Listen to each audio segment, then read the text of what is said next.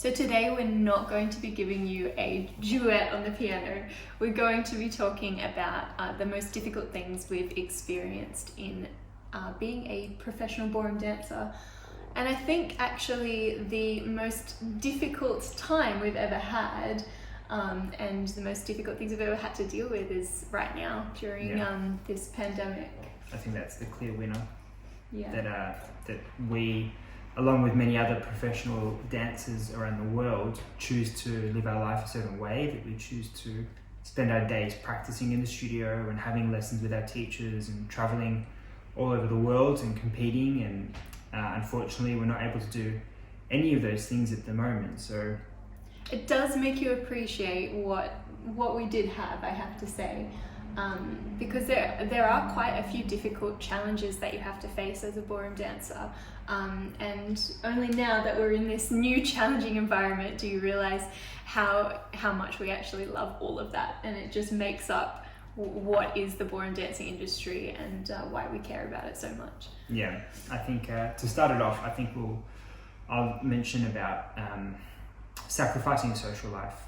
Now, that's kind of like a personal decision that some people make and some people don't make, but for us we found that we have to be quite careful with how we spend our time, and whether we choose to practice or work late at night and then practice again in the morning, meaning we can't really do too much in the evenings, or you have to have a dedicated schedule. You have to know when your practices are, and generally they fall during the time when you would be having dinner with friends or whatever, it's not really that we're practicing 24 hours a day. I think very few people do that. Some people do practice 6 or 8 hours a day, I'm sure, but I think Talysa just mentioned a really good point, that it just happens to normally be during other activities.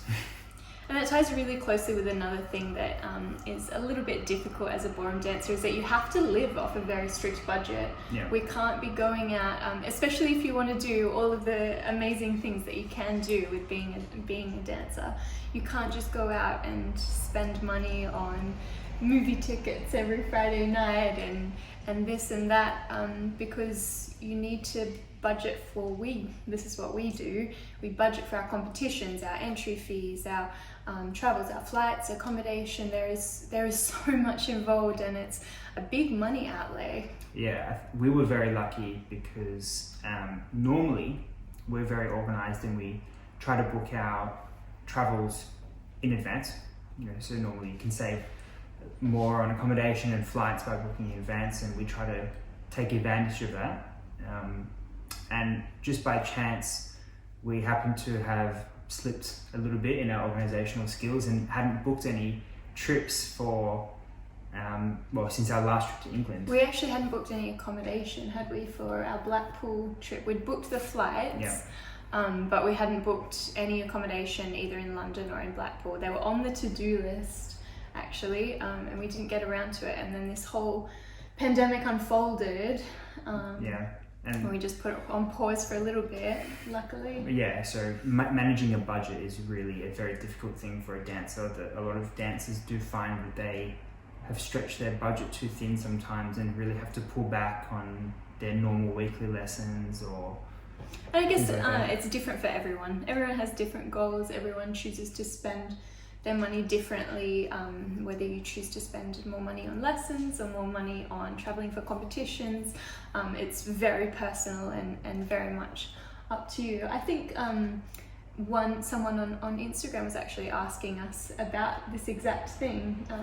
Can you talk to us about how you manage your budget and how you afford your travels and that type of thing? We get a lot of questions on Instagram about how do you afford to do all the travel that you do. And it's actually just like anyone else. There's no magic formula to it. We work really hard. We save our money and we spend it on the things that we want to spend it on. We don't buy lavish clothes and expensive food and whatever else you would spend money on. We spend it on our dancing. And we consider it an investment, so Yeah. we do justify it in that way. So I hope that answers some questions.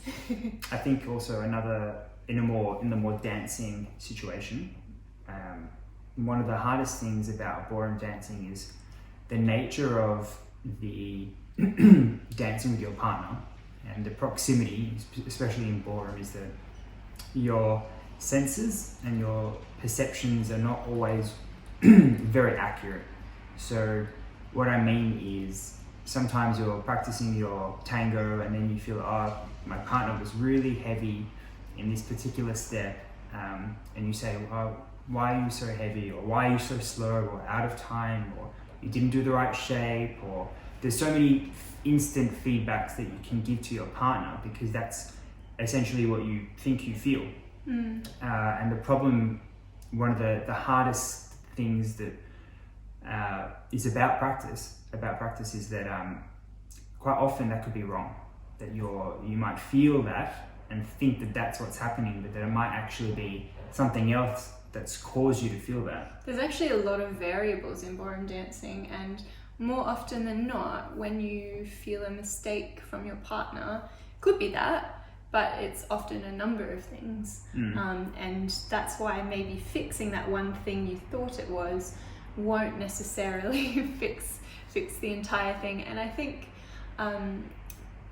helping resolve dancing problems as you come across them in your dancing only gets better the more you learn and the more you understand your dancing and how to execute the figures correctly.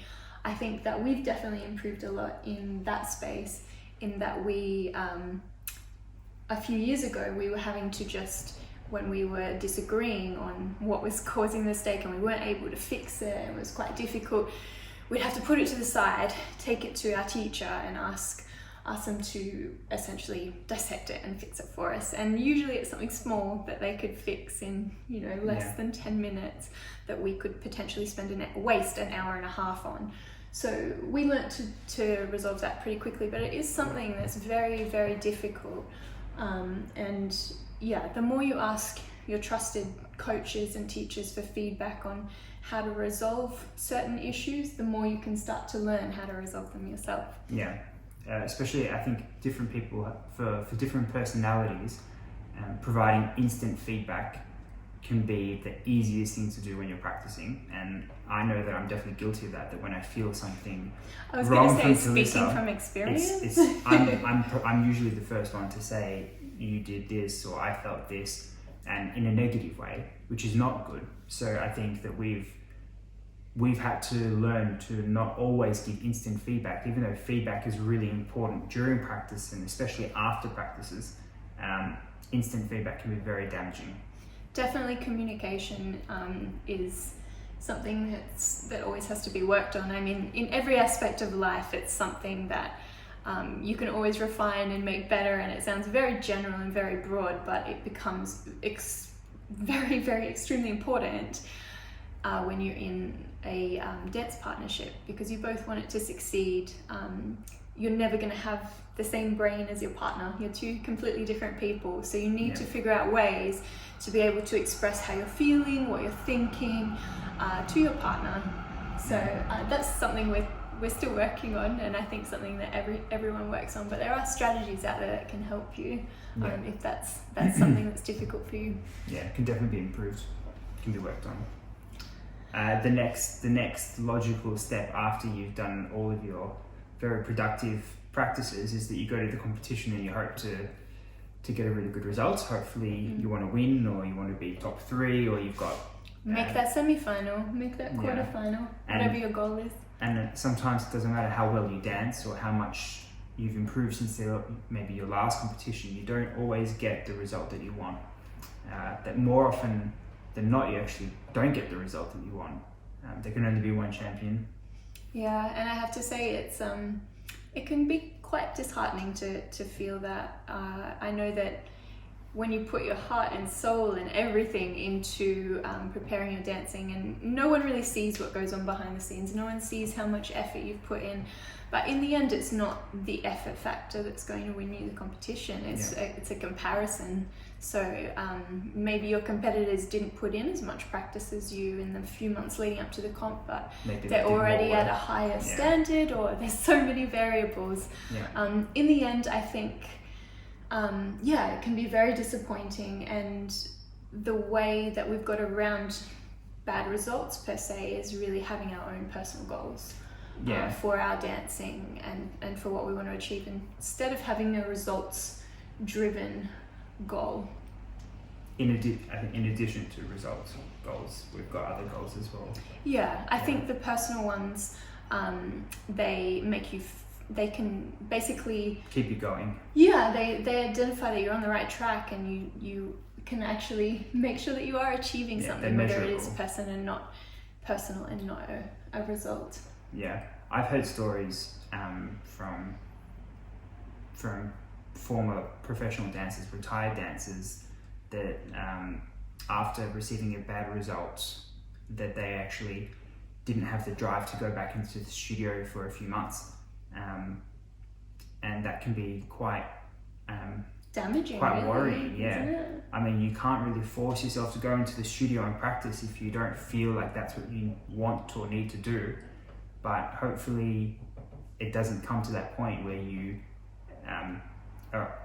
that you're only in it for the results. But you have to be quite strong-minded, right? You have to be very strong-minded. We've danced competitions that are 2-day competitions, and on the first day had a really shocking result. Really bad result. And then we have to get up at 5 a.m. in the morning, the next morning, completely redo ourselves, transform ourselves into confident, established, ready to dance professional dancers. And that's just part of the job. It's something that you have to learn to deal with. And, at the end of the result, at the end of the day, what is a bad result? It's just a number, and it's just a stepping stone. There's no real bad results. You just need to learn from the experience, figure out what you could do better, and move on, continue your dancing.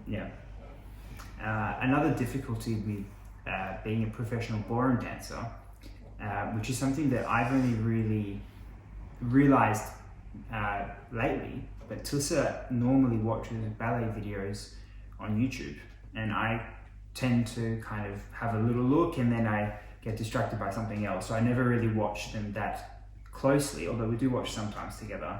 Some London, the Royal Ballet, and one of the biggest differences I noticed with professional ballet dancing and professional ballroom dancing is the nature of the practices. And with the ballet practices, they always have a group of people working together with a director giving very clear directions constantly, that there is a structure to their practices, and there's an environment, there's an atmosphere. They probably have a live pianist playing along as well, and there's very clear structure to what they do and how they practice. And that's something that we don't really have as ballroom dancers, that most of our practices are done essentially in the dark, behind closed doors, where people don't see us practicing. Sometimes we choose to do it that way, sometimes it's just the nature of the situation that we practice sometimes by ourselves in the studio with no one there. And that can be really, really hard for your practices. You have to be very motivated and very disciplined. And we're almost used to this isolation thing, hey? Being isolated as a dancing couple in a studio by yourself, practicing and motivating yourself. I mean, what motivates you to do those practices? The hardest practice for us to do, definitely used to be the hardest practice, which was stamina practices. That we both used to. We don't call them stamina practices, do we? We changed what we called it. We changed what we called it. What do we call them now? We essentially just call it final simulations, just for the fact that we don't want to think about it as in like stamina, we've got to try our best and feel like that. We want to feel like we're putting out our best performance, which is exactly what you should be training to do. There is stamina involved, 100%, but we want to make sure it's more of a performance than anything. Yeah. Sorry. That was the hardest type of practice for us to do, to bring ourselves to, when we're at home, before we've even left the home, know that that's where, if we've only got one purpose for this practice, we go in and we do 2 sets of 5s or 3 sets of 5s, or even sometimes 1 set of 5 can be challenging if it's the first time you're doing it. And that's a really hard thing about dancing, is that sometimes you focus so much time on your choreography and your timing and your shapes and the feelings of it. The technical aspects, the feelings, But if you really want to be a successful competition dancer, you have to cover all your bases, and you really have to make sure that you're fit enough and strong enough and conditioned your body to do what it needs to do in a competition environment. Absolutely. That's what those ballet dancers do as well. Yeah, and we have lessons with very high-level professional dancers all over the world, and that's been a lot of the advice that we've received from these people, is that you have to prepare your body and your mind to know that you can do it when the time comes, and that in some cases can be the difference between doing it well and getting a very good result, and maybe just scraping by and being a bit disappointed with your results. So absolutely. And I think it's easy to make the mistake that a lot of your lessons throughout your dance career might be quite slow and technical lessons, and breaking everything down to the nth degree. You should move this much in this amount in this way, and it's all very, very important. But if you ask that teacher how they would prioritize that practice, it really depends on what you have coming up. If you have a comp on the weekend, you really should be maybe putting that aside and making sure that you're prepared in the fitness way, and then taking that down. So I think you're right, it's managing the various types of practice that you have to do to grow and develop your dancing, for sure. Yeah. And these aren't by any means the only difficulties that we think are there for professional ballroom dancers, but these are some of the big ticket items that we've kind of experienced over the years. There are other difficulties, and there are, on the flip side of them, also a lot of benefits of ballroom dancing.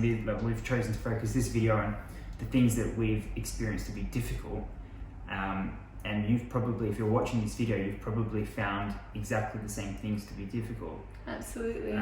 So hopefully that's kind of reassuring to you that you're not the only one struggling, or you're not the only one that's finding it hard to do your certain practices.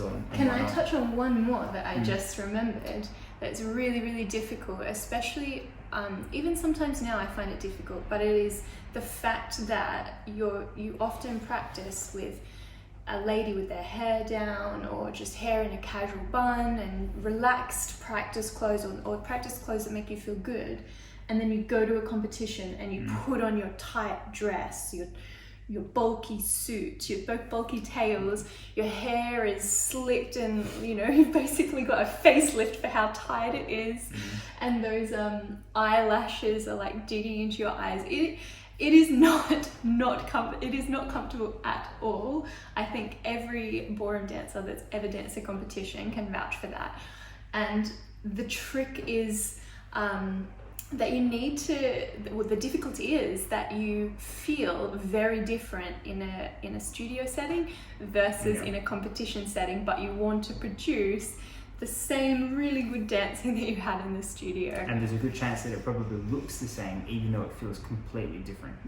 So you can't really be too affected by the feelings sometimes. I think. Well, I think actually the way that I personally do it, and I have to try really hard to do it, is to just physically think and picture myself in a more relaxed and comfortable outfit and position. And Jonathan and I, at a competition, will take basically a comfy hold to try to get used to each other's body weight again, and just to basically recalibrate where things are, right? That's sometimes dangerous for us, because it doesn't feel good, and because maybe we've just had X number of lessons and practices in the studio leading up to this competition, it feels very different straight away at the start of the competition. So it's very important that you use that time, that adjustment time, to adjust and to not be overly sensitive, because it can really freak you out when things don't. I mean, 2 pieces of clothing and with body contact together versus, 3 layers of tail suit plus a dress with big stones on it feels very, shirts. very different. Yeah. Especially when you're a dancer that's used to the feeling. But yeah, absolutely, that's something that's quite difficult, but things can be solved. Yeah. So I had to say, during this video, as much as we discussed the difficulties, I think a lot of them are also things that make up what we love about ballroom dancing, aren't they? They're the things that we miss now. Yeah, I definitely. think, so it's funny how the situation that we're in has changed our perspective on some things. I think we'll appreciate the hard stuff in the future much, much more. What do you think? Yeah, I mean, we might have to do a follow-up video and see how. Yeah, we'll let you know. Yeah, but anyway, thanks for watching, and we hope you enjoyed what we had to say, and possibly reflect on the other things that you thought are difficult in your dancing when you were dancing full-time in the studio or whatever. Now that you're at home, it's a very different situation, so maybe just reflect on that. Yeah. All right, well, we'll see you in the next video.